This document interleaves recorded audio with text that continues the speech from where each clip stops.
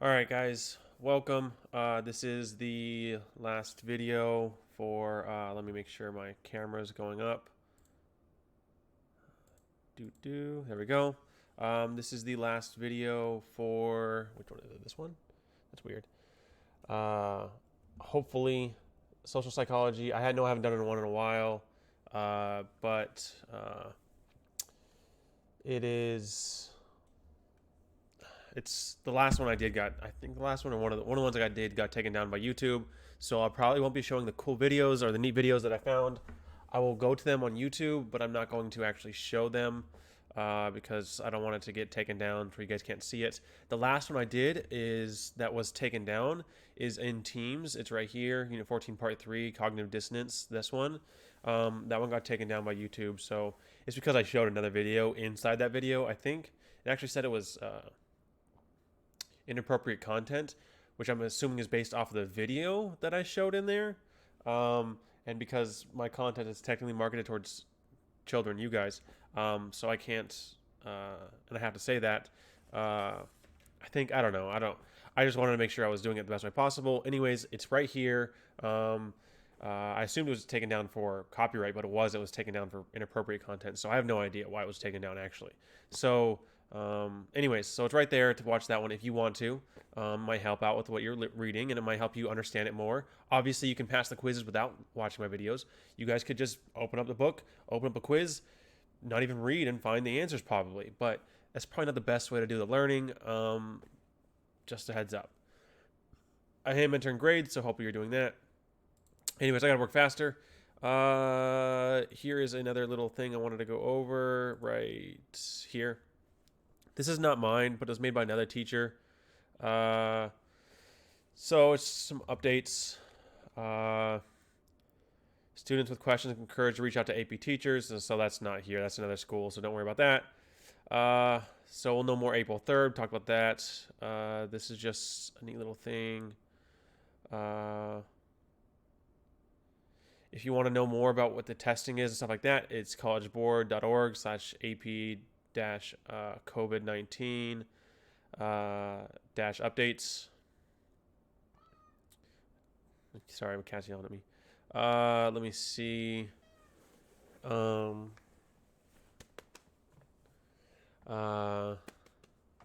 let's see.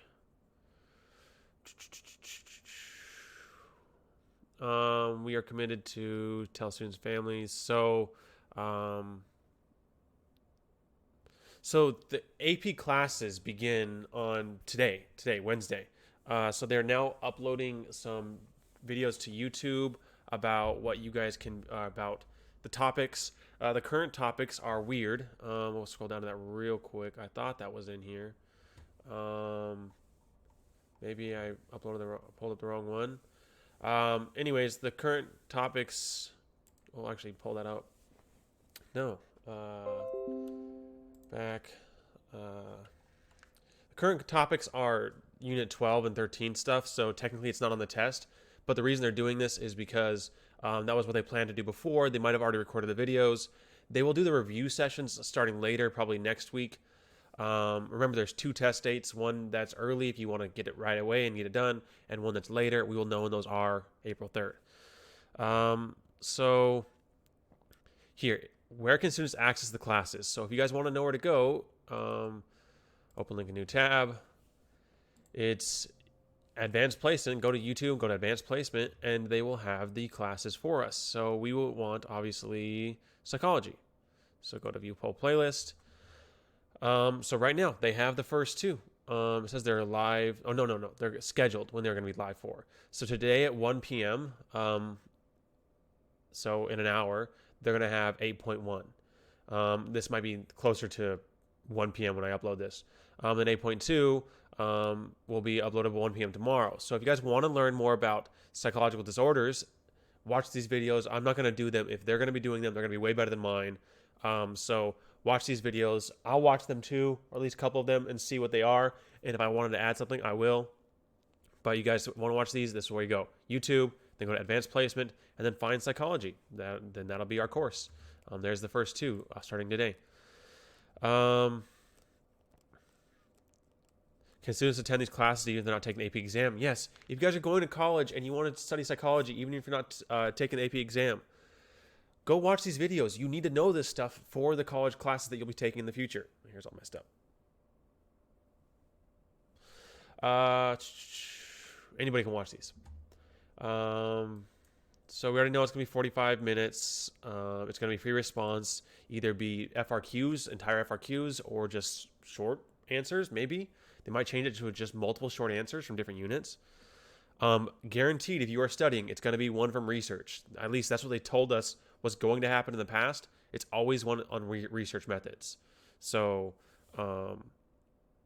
observational studies and experimental studies and samples and bias, stuff like that.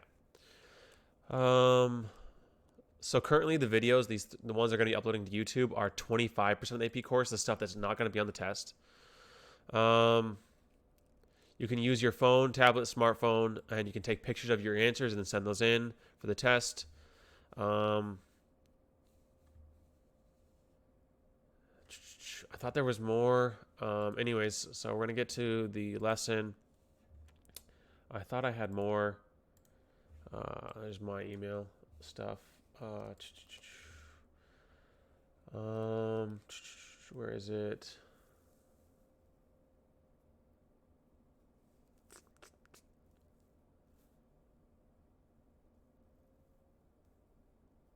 Anyways, I sent out an email with some updates to you guys too. I hope you guys got those. Nobody said they got it, but I hope you did. So I left off with the last video. Maybe if you didn't watch it, it's in the files. Is basic human nature tolerant or intolerant? Just wanted you to think about it. Couple of sentences. It does not mean you are born one way or another, but that your behavior is typically shown throughout history. So are people tolerant or intolerant throughout history? So I would say we're somewhere in the middle. It really depends on, my opinion, is how you're raised.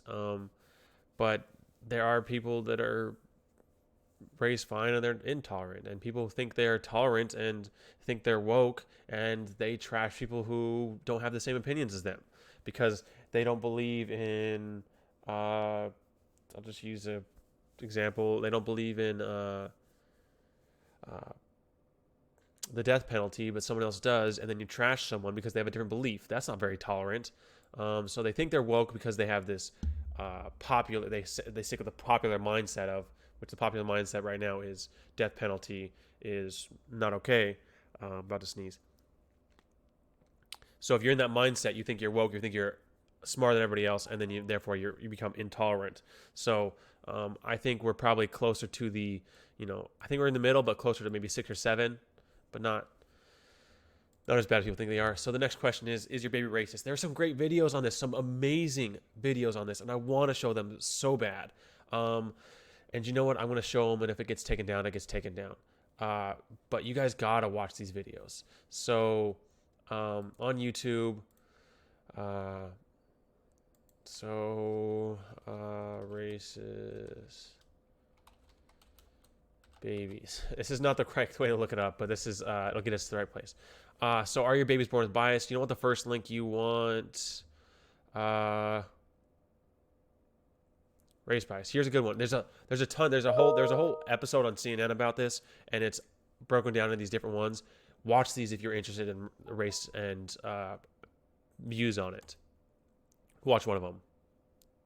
Go. Our second major finding, even black children as a whole have some bias toward whiteness, but far less than white children. She'll be the smart child. And why is she the smart child? Because she is white. Okay. Show me the dumb child. And why is she the dumb child? Because she plays. Well, show me the ugly child. And why is she the ugly child? Because she plays. Show me the good-looking child. And why is she the good-looking child? Because she likes skinny. And show me the skin color you believe most teachers think looks bad on a girl. I don't think they think it matters. Because I think each teacher wants to help a student learn either way what they look like. And Like, Yeah. it doesn't matter what you look like on the outside, it just matters what you look like on the inside. Show me the good-looking child. They look the same. Yeah? Show me the child you would like as a classmate. And I just don't like the way Brown looks, because the way Brown looks really nasty for some reason, but I don't know what reason. That's all. So you think it looks nasty? Well, not really, but sometimes. Sometimes. So there's part of that one, some really sad stuff there, some really positive stuff there. So there's some racist bias towards their own race. They look down on their own race. They look down on the darker skins. And you know this. You know, in popular media, it's better to be light-skinned, even if you are black or Latino or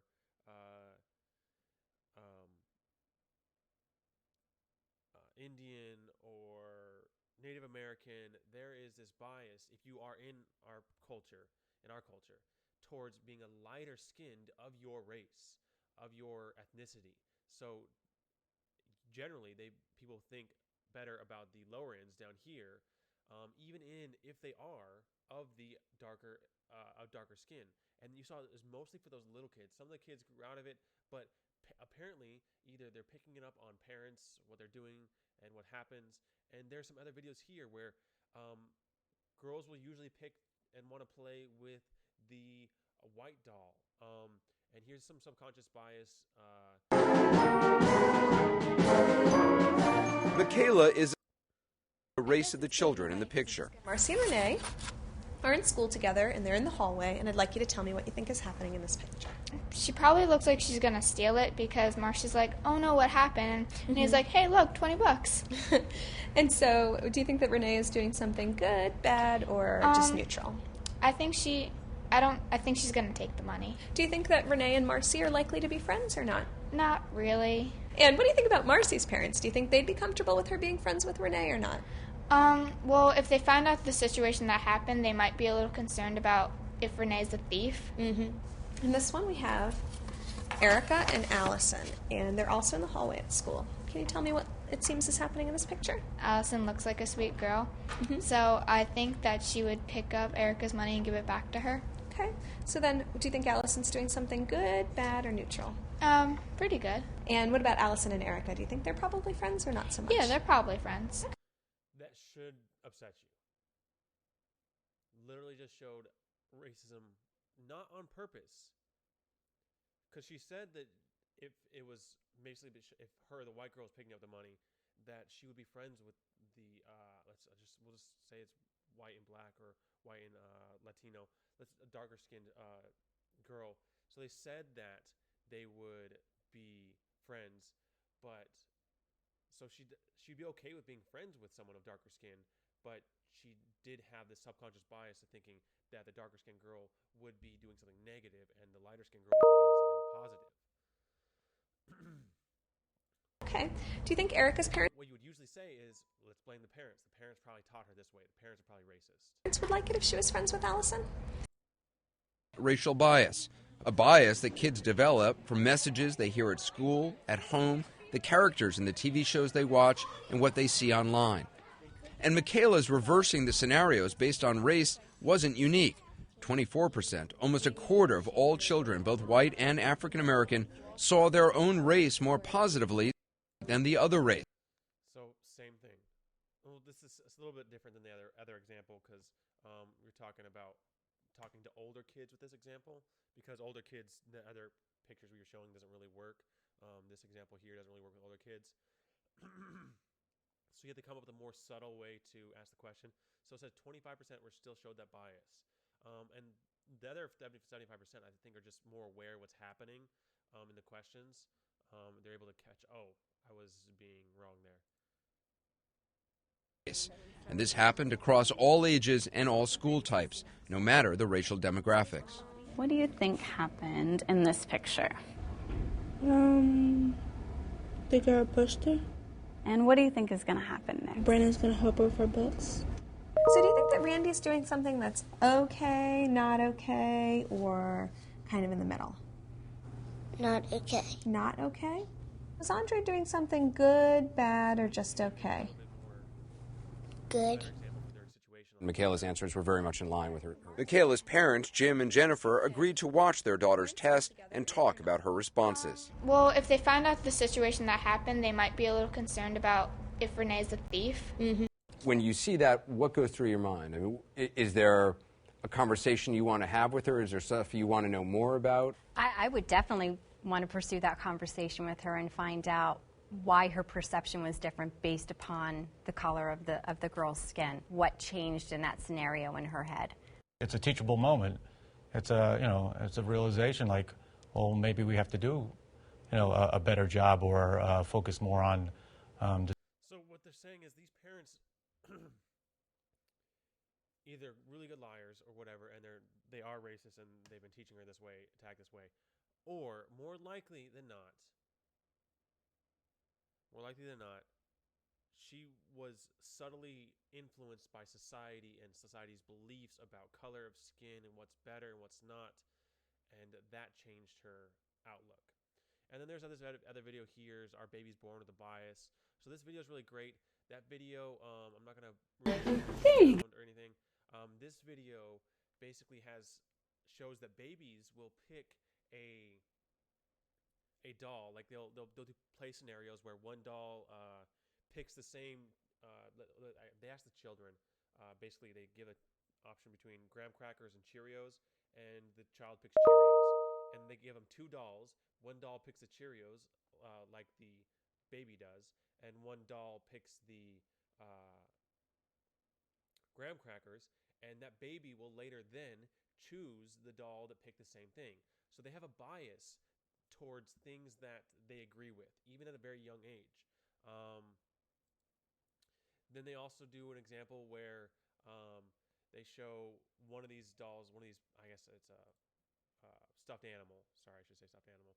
One of the stuffed animals hits the other stuffed animal, and then they offer both stuffed animals to the kid, and the baby, or the kid and the baby, will pick the animal that was nice and not the one that hit. So it's a great video. I just don't want to show any more because I'm getting too long into this. We're already 17 minutes in this video. Anyways, I'm just going to go through this. It's really great. Please watch those. They're awesome videos. We get into stereotypes and why people think certain ways. I was probably really quiet, and I apologize. That was probably really quiet, but I'm not going to go back over that. So you can turn the volume or whatever. I apologize.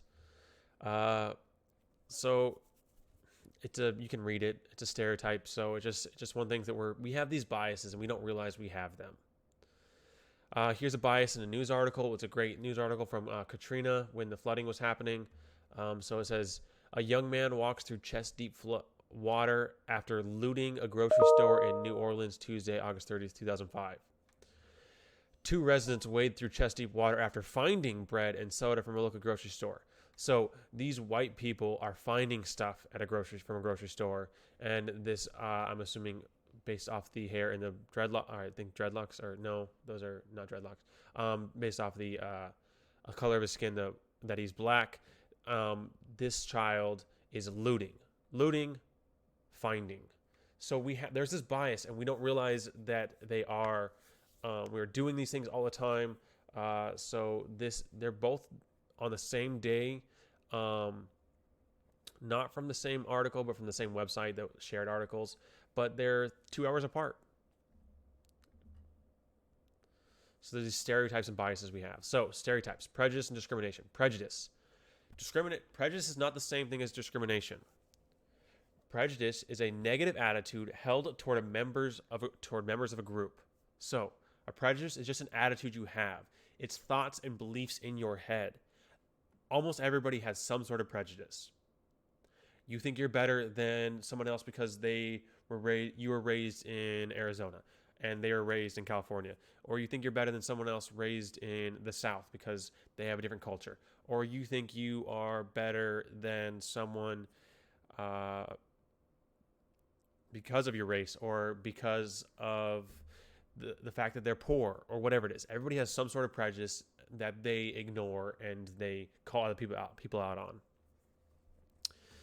So a stereotype is thoughts and beliefs held about a people strictly because of their membership of a group or race. So stereotypes go into prejudices. If you are prejudiced, you generally hold stereotypes. So you might have a stereotype of poor people as trying to scam you when they ask for money, and a rich person trying to ask you for money, they just must be on hard times. So that's a prejudice. The stereotype you would be holding is that poor people are generally less trustworthy. Discrimination, though, is the act of prejudice. It's what you do when you act on your beliefs and opinions. So discrimination is negative action towards a group. So you might have a prejudice. No big deal. You can have prejudices all day. Doesn't change anything. As long as you don't act on them, it's not a big deal. If you are aware of your prejudices and you don't act on them, you are doing a good job of controlling your bias. So discrimination is where you can get into trouble for. Discrimination is where you get into trouble if you are in politics. Well, prejudice actually comes up in politics, but it comes in legal issues and jobs and stuff like that. If you are discriminating in those set areas, that's where it comes into play. Prejudice is going to happen with everybody unless you're really aware of who you are and what you believe. But discrimination is when you actually act on your prejudice, and that's the bad thing, because that's where people get pushed down. They don't get a job because they're a woman, or they don't get a job because they're disabled. Which you can't get all jobs because if you're disabled. Like I worked at Discount Tire, they can't hire somebody who is in a wheelchair because they can't change tires. They can't safely change tires. So it would be unsafe for them to hire. And so there are some things that discrimination has to happen for safety issues like that. It came up. That's a question I asked at some point. But that's more of a safety thing than it is a prejudice based off prejudice. So there's different types. So there's sources of prejudice. Learning. Prejudice is acquired through classical and operant conditioning. Basically, you are taught. You are given things. You're rewarded for picking or you do a good job, and your parents take you out to the store and you buy a doll, and the doll they buy you a doll, and the doll they pick for you is a white one. It's right next to the black one. You pick up on those imperceptible differences in most people, but they pick that one out for you. Oh, this one looks really cute. Let's do that one. Cognitive process. Both black and white parents would do that. I use black and white because that's just the racial tones. Mexican, Latino, Asian, you'll generally pick the doll of your race to make sure it's, at least nowadays, you would. People use mental shortcuts to categorize others. It's just a fact that this world's complicated, and the easiest way to uncomplicate it is to make stereotypes, to make mental shortcuts. A stereotype is a mental shortcut. So you have in-group and out-groups. An in-group is a social group towards which an individual feels loyalty and respect, usually due to membership in the group. An out-group is a social group towards which an individual feels contempt, opposition, or desire to compete, categorize. So your in-group might be our school versus Westview. There's in-group is our school, out-group is their school. Economically, we're pretty similar. There's probably people at that school that you might be friends with, but generally there's a divide just because they go to a different school. So don't tell me you don't have a prejudice, because you do. You just might not realize that it is. Schools, or where you're born, or what teams you like. Those are in-groups and out-groups. And you treat people with more respect if they have the same groups as you, which goes to that video that I didn't really watch with you guys. This video here is talking about in-groups and out-groups. They pick the dolls or the stuffed animals that do the things that they like. They pick the doll that picks the Cheerios because they like Cheerios. And they make it act like the animal's eating the Cheerios or whatever. So we like in-groups, and it just makes it easy to categorize the world and people who are like us and people who are not like us. And that's where stereotypes come from. Oh, people who aren't like me are usually like this, and then you develop a stereotype. Justifying economic status. Some are prejudiced against those in different economic groups. This could be an excuse for injustices. So you think that rich people are bad because they're rich and they're taking advantage of everybody else, or you think poor people are bad because They just want to steal money or whatever else. So there's both sides of that are not a good thing. Rich people have their purpose in society. Poor people have their purpose in society. Hopefully we can get to a point where we don't need to worry about that. But meaning by purpose, I mean they have a role in society, and they were not. Most people weren't born that way. I guess rich people are kind of born that way. Poor people are born that way. I don't know, guys. I'm trying to do my best here. I just don't want to get in trouble. It just basically makes people make excuses for their socioeconomic status. Like, oh, we're better because we're rich. We're better because we're poor and we had to fight for our money or whatever. That's what I was trying to say. Displace aggression. Persons may displace their frustrations onto non-threatening groups. A practice known as scapegoating. Scapegoating might come up at some point on a quiz or test. It might be on one. Not on the AP test, because we're not going to do that. So here's some explanations of prejudice and things. So outgroup homogeneity. Judge members of outgroup as more alike. So basically, you think people who are not part of your group are all the same. Stereotypes. You think that people who are not part of your group are all the same. Oh, if they're black, they're this way. If they're white, they're this way. Or if they're at Westview, they're this way. Or if they're poor, they're this way. Or if they're rich, they're this way. That's what just the idea that people have their group and are like, oh no, we're all diverse. We have people from poor and rich, and they're all in our group.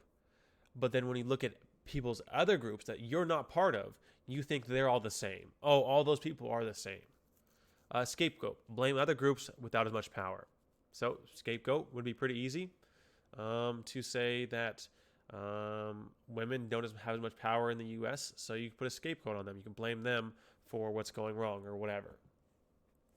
Social identity is the opposite of the outgroup. Homogeneity is just the idea that you have a social identity within your group, and you favor your own group, and you look at them better, and you're more willing to excuse them. Think about politics. Republicans are more willing to excuse things Trump's done, and Democrats would be more willing to excuse things that Obama did.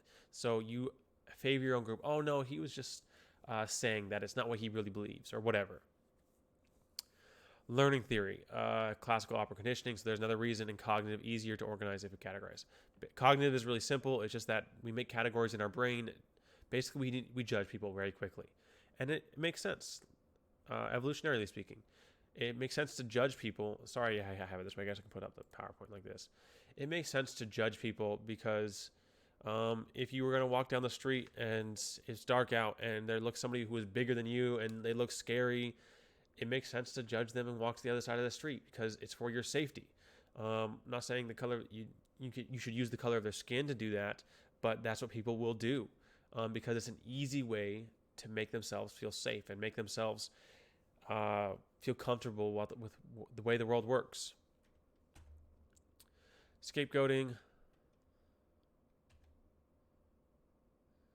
And that's hard to read probably, that is blame for problems of others because the real cause of the problem is either too complex or too powerful or too remote to be confronted. Scapegoating. The secret to success is knowing who to blame for your failures. Trump just did that the other day. Obama did it a couple times. I just think of Trump because he's the president right now. But presidents do it all the time. They blame the failures on the other party. It's the horrible Democrats. They're withholding the aid. Oh, it's Republicans. They're withholding the aid. Talking about what happened the news today.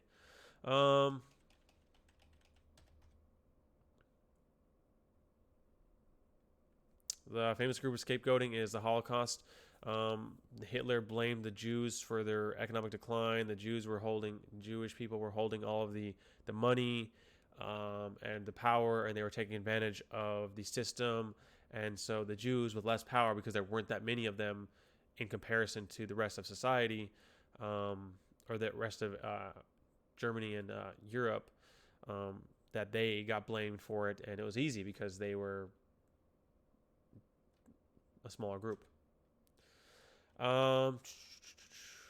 Schemas. We already talked about schemas. Talking about like halo effect. We talked about this before. So definition, person perception, the process of forming impressions of others. Impressions are influenced by a few things. Physical appearance, Good-looking people are seen as intelligent, friendly, and confident. You're more likely to vote for someone who looks good, who is more attractive, more likely. Or has a basically not maybe you don't think attractive, but has a more symmetrical face. Schemas, organized cluster of ideas about categories. It's easy to put people into groups. Oh, this person falls into this group. This is a dog. That's a dog. Put it into a group. It just makes it easier. First impressions, self-fulfilling prophecy and primacy. Basically, you're more likely to judge people based off the first time you see them, first thing you learned about them, and that's how you judge them. The first impressions really do matter, just because it makes it easy to categorize people. Mere exposure, we like to and often choose things we are used to and have seen before. We're more likely to pick things and to have biases and stereotypes towards things that we're used to. We're used to buying Old Spice deodorant, so we think Old Spice deodorant is better. We just easy because that's what we used to buy. We're used to buying. Social influence, the chameleon effect, our tendency to unconsciously mimic those around us, yawning when others yawn. Some of you might just be yawning. Picking up the mood of happy or sad person. So there's, again, talking about social people, how we affect society and society affects us. We pick up on the moods around us. Being around negative people can make you negative. Don't blame other people for your negativity, though. You have control of your emotions. It's just a fact that you might be picking up on some of their negativity or some of their positivity. But you and all always have control of your own emotions, and blaming others doesn't get you anywhere. So reasons for aggression in society. So these are explanations for aggression: instincts, genes, brains, substance abuse, hormones, frustration, and cultural learning. So any form of behavior that is intended to harm another living being is aggression. Factors that modulate aggression: instincts, notions that humans are innately aggressive, notion that aggression kills off less fit organisms. So evolutionary, why does aggression exist? Because it helps us survive and helps the fit of the fit survive. Genes, twins show similar levels of aggression, so we say it's biological. Substance abuse, brain, sorry. Aggression can be elicited by electrical stimulation in the brain, so there's certain parts of the brain that cause aggression. Again, biology. Substance abuse. Alcohol intoxication is associated with most forms of aggression. So you can blame drug abuse or substance abuse. Alcohol's a drug. Hormones. Testosterone is linked to male aggression. So if you have more testosterone, it's also linked to female aggression. More females with more testosterone generally have more aggression too. Frustration. Again, biology for that one. Blocking a goal leads to anger. So we talk about aggression is a product of our behavior. And then aggression is a product of learning. You're aggressive towards people who you've seen aggression happen to. You're aggressive because you watched it on TV or because you watched it in your parents be aggressive, so now you're aggressive. There's that. Which brings us to altruism. Altruism, actions designed to help others with no obvious benefit to the helper. There's the idea that there is no such thing as altruism because just think about it now. If someone is altruistic, somebody does something really nice for somebody else, what is going to happen in today's day and age? What's going to happen?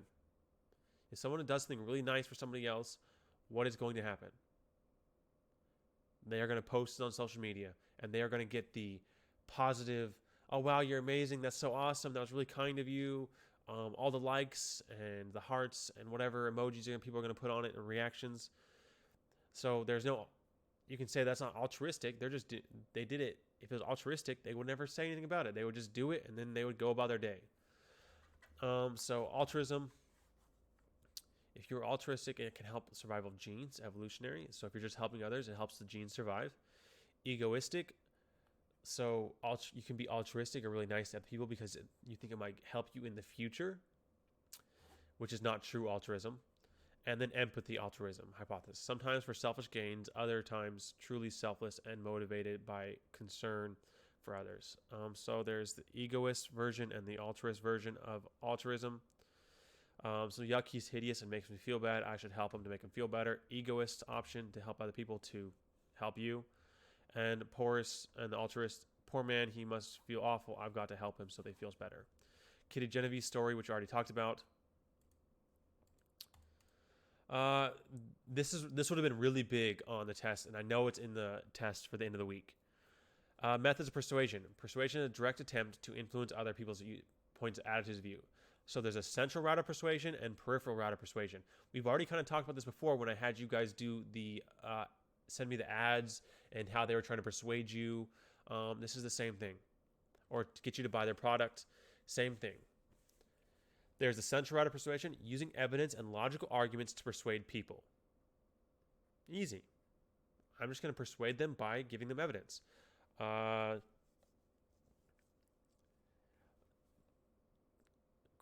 COVID-19 is bad because it has a 2 to 3% death rate, whereas flu only has a 0.1% death rate. So that's why this pandemic is warranted. So that's a central route of persuading. I'm persuading you that COVID-19 is bad and that we should be isolating because of actual facts I just gave you. I can't remember if that's exact 2 to 3% now. It might be a little bit lower, but it's still a lot more than flu. Peripheral route. Attempts to associate objects or people or events with positive or negative cues. So this other one might be better. Indirect method to attempt to make people or negative associations using objects, people, or events. Man, can you believe that I'll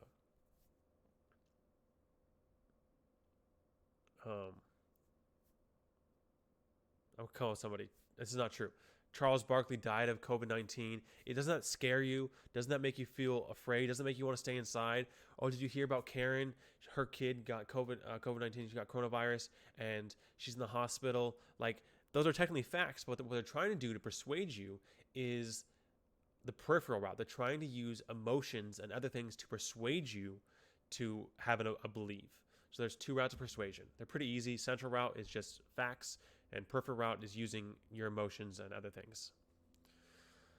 The most persuasive message uses both routes. So if you want to persuade someone the best, you use both routes. You use the facts and you use fear, which is a good speaker will do, and they would do in the media. So persuasion. So there's some things you need to know about persuasion, though. For you to believe someone, there's 4 things you need. What is the source? Is it credible, trustworthy, likable, attractive, or are you similar to them? So you're more likely to believe a source if it's credible. You might believe me because I'm credible, because I'm a teacher. You might believe me because you might believe a doctor because they're trustworthy and they're credible, because you can trust doctors and they're more likely trustworthy person. Or just talking to someone who's really smart, not a doctor, maybe a lawyer, talking about COVID-19 or coronavirus. Trust them that way. Likable. If you just like the person, you're more likely to believe them. When someone says something on Facebook or Instagram or whatever, and it's a completely false story, you're more likely to believe them because you like them. Attractive. You believe them because they're an attractive person, or you believe them because they're similar to you. They look like you. You have to believe, to be persuaded by someone, you have to believe the message. Are they using fear or logic? Is it one-sided or two-sided? Are they being repetitive in it? Are they keep saying the same thing over and over again? Which are important if you want to. They're making the same message and just saying it in different ways. So the message has to be good for you to be persuaded. The channel, how you get the media is important. A lot of people don't believe the TV media anymore, like CNN and Fox. They don't believe those.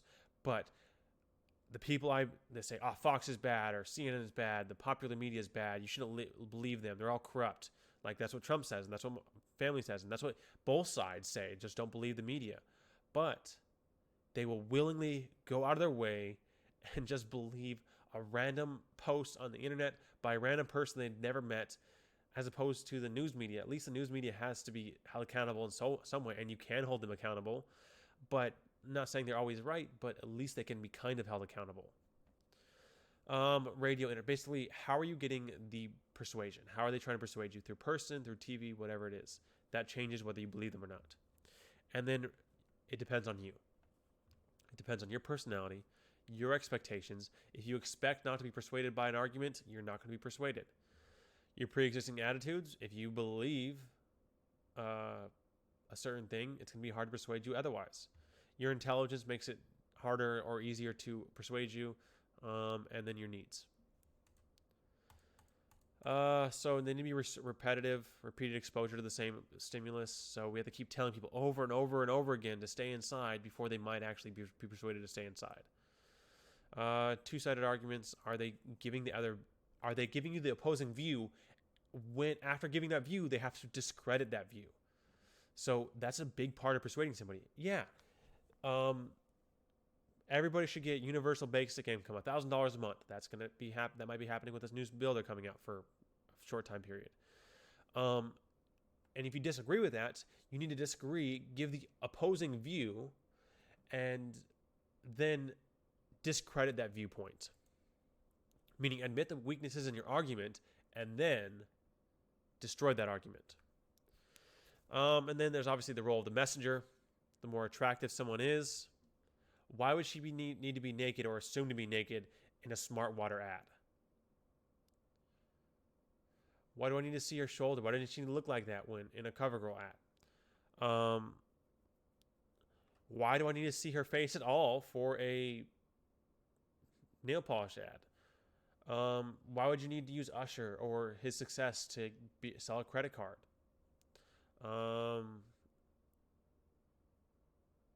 Or using, this is obviously just not necessarily an ad, but technically it is. He's wearing Nike. They are using him as the ad because he is trustworthy and he is credible in the realm of golf, or was credible. Actually, he did not do too bad last year, I think. Emotional appeals. So this is the peripheral route of persuasion. No one ever thinks they'll wake up here. Meth will change that. So it says meth not even once. So they're trying to persuade you not by using facts, which they could use facts on top of it and make it even better, but using fear. And that's what people are using with COVID-19 because it takes fear to persuade people not to go out and be stupid and get other people sick. So here's some other peripheral route of persuasions. Stop global warming because there's no ice for this polar bear. It's probably in a zoo. That's definitely cement right there. Feel good in every cup for coffee, smoking, sell Johnson & Johnson by showing a cute baby, fear with a tracheotomy, whatever that's called, losing your dad to fear.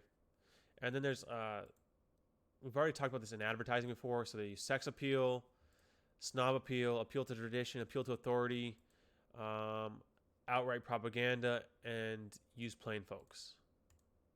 So here's the ways people try to persuade people in media. Sex appeal, obvious. Use sex to sell. If only the elite use it. Apple does this all the time.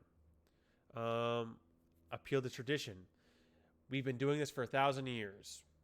Great. That doesn't mean your product's any good anymore. It might mean they're good, but that doesn't mean that product is useful anymore. Appeal to authority. They're using a public figure and a authority figure to sell a product. Propaganda. Trying to make people outcast people, basically push people to the fringe of society by saying they are not part of your group if they don't do it. Plain folks. Using normal people in advertising. That's a big one right now. Using people with tattoos or mixed families and stuff in ads to make it seem more like, oh yeah, that's a family just like me. Just like mine, sorry. Something for more, no, for nothing, or more for less. Skip that one. Appeal to excellence. Gimmick closely relates to snob appeal. Only the best is good for me. Everyone else has one, so I might as well. Everyone has Apple, I might as well. That literally would be the reason that I might get an Apple phone for my next phone. Everyone else has one. It would just make it easier that people stop complaining about, oh, the green bubble or whatever. Like, it's a green bubble because Apple makes it a green bubble. They literally make that, they do this outcasting thing where they make me part of the out group because they force my bubble to be green. It doesn't have to be green. They could make it blue. They just do that to make this in-group and out-group bias. These would have been a big thing on the test. I know this is a long video. You can watch the whole thing if you want. Persuasion techniques. Limited time offer. Buy now. Limited time offer. Everyone else is buying it. You should get one too. Don't be left out. This is a deal. Reciprocation. If you do something for me, I'll do something for you. These ones right here are a big one. Foot in the door technique and door in the face technique. So foot in the door technique is where basically someone offers you like think of salesman. A salesman comes up to your door and is trying to sell something to you. And they start to sell you a cleaning product. And that cleaning product is really easy. It's $5. And it shows you all the great things it can do. He says, you have a carpet. He's like, do you have a stain on the carpet? Let me come in and let me show you how easy this cleans the carpet. And he says, this is only $5 for this bottle. And then basically he gets his foot in the door and then he starts to offer you more. What about this bigger bottle? This is only $20 and it has everything, plus it comes with another small bottle on top of it. So basically he tries to get his foot in the door by giving you something small and working his way up to the bigger sell. Think about a car salesman. It's like, oh, look at this car. This is a really great car. I want to buy that. And then he adds all these add-ons and all these other things. Oh, you got to have the sunroof, or you got to have the warranty, all that other stuff. Door in the face is another technique that you might want to try with your parents sometime. Door in the face. Hey, Mom, can I... Think about summertime. It's like summertime. Hey, Mom, can I spend the whole week at Jessica's house, and we're going to be going to California, or with Jessica, we're going to go to California and go to Disneyland and go to SeaWorld and go out on the ocean and all this other stuff. And your mom obviously says, no, I don't know who Jessica is, or I don't know Jessica that well. We're not going to be letting you do that. That's not going to happen. Don't even ask your dad, or don't ask your mom. That's not going to happen. So that's a door in the face. But then later, the next day, a couple days later, you say, hey, Mom, I know we couldn't go to California, but hey, can I just spend the night for 2 days at her house? And we're just going to be going up to Sedona for the day for a day trip or whatever. And you make a smaller offer. And they're like, you know what? Okay, so basically you convince them and you give them an offer that you know they're not going to accept. You do something outlandish. There's no way you're going on that trip. That's huge. That's way too long away. I don't know that person, that family that well. Not going to happen. And then you go back later, or you say, you know what? I know she wasn't going to ask me say yes to this, but now let me try a smaller offer that makes this offer seem okay. Meaning you were pretty sure that they were going to deny both offers, but if you give them an outlandish one first, the second one seems more reasonable.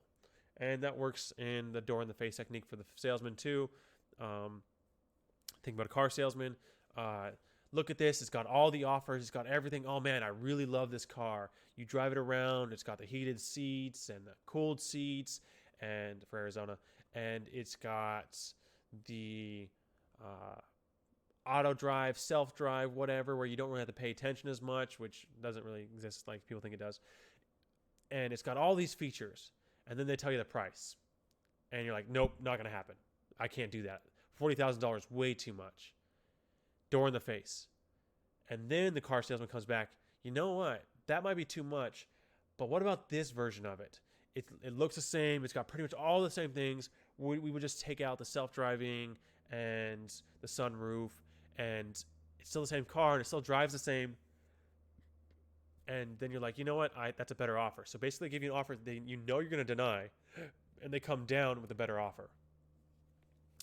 Lowballing is a way to, you try to sell something online. People do it all the time. Basically, you give them a low offer, not super low that they deny it, but low enough that you know that you can try to gauge if they're willing to lower their price. You don't offer the full price, so you offer them a lower price, so that way they bring their price down. And then there's the that's not all technique.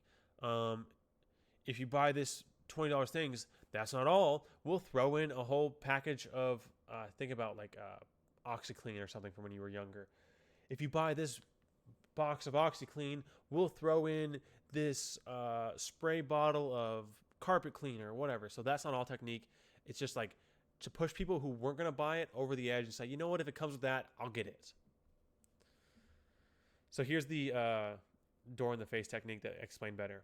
Mom, can I set fire to my bed mattress? No, Calvin. Can I ride my tricycle on the roof? No, Calvin. Can I have a cookie? No, Calvin. She's on to me. So he was trying to use the door in the face technique where he was giving unreasonable questions or offers, and he was hoping just to get a cookie at the end. Oh no, we can't do that. We can't do that.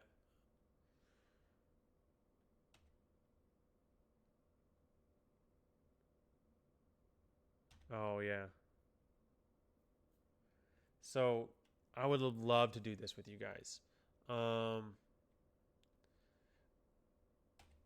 We'll save it and I'll come back to it later. This is a 50-minute video. You guys can watch the whole thing, but this is all of it. But this would be these are some great social psychology. I don't know why I have two of them. Some social psychological little experiments we could do in class that really show you how easy it is to persuade people to do certain things. How easy it is to persuade someone to make a decision that would benefit them but not the whole class. Or persuade someone to convict someone of murder but not the whole class. They're really great. Anyways, that's all the video. That's all I got for you guys. I think rules of attraction. Oh gosh, I'm not really done. So there's liking, infatuation, empty love. I guess I'll just go over that real quick. So there's some social traps. We'll talk about that. Be sure to talk about it here. Social trap. Definition. People do what is in their own self-interest, even though it may hurt the group. This is good to talk about right now. Social trap. You're sick, but you still go out and you still go to the store right now. That is a social trap. A social trap is where you do something that benefits you in detriment to society. Easy example right here is overfishing. Logging industry, healthcare, I have mine. Who cares about somebody else's? Union membership, interrogation of suspects. Phoenix area gas crisis. So this is a good one. A while ago, there was a gas crisis, and it actually happened earlier last year where Fry's didn't have enough gas. They literally ran out of gas. And what people do is they go out and they fill up extra, or they go fill up little containers of gas, worried about they're going to run out of gas, and it hurts society. Right now, it's happening with toilet paper. That is a social trap. You go out and you hoard toilet paper, and the people who actually need toilet paper because they ran out of groceries can't get it. That is a social trap. So that's a great example. I'm glad I didn't finish there. Overfishing, basically, fishing industry. This is happening off the coast of Africa. There's a company in China that's going to Africa and getting these, I can't remember if it's herrings or whatever, some type of fish that they're basically not even using for food. They're grinding it up and making it food for other fish back in their fish farms in China, and for fertilizer and stuff like that back in China. And because they're in international waters, they can take it. But just 10 miles closer to shore, it doesn't really matter for fish. They're basically overfishing all these fish that are the main staple and protein for these countries along the west coast of Africa. I can't remember exactly where it was. It was a big story last year. They are taking all the fish for benefit for them, but hurting other people. Logging industry, basically cutting down all the trees and not having any trees and oxygen for other people. Interrogation of suspects, basically forcing them to admit to murder or crimes that they didn't do. Social traps, amazing, happening right now. Then we get to attraction. There's a few types of attraction. There's friendship, romantic love, compassionate love, which leads to the triangular theory of love.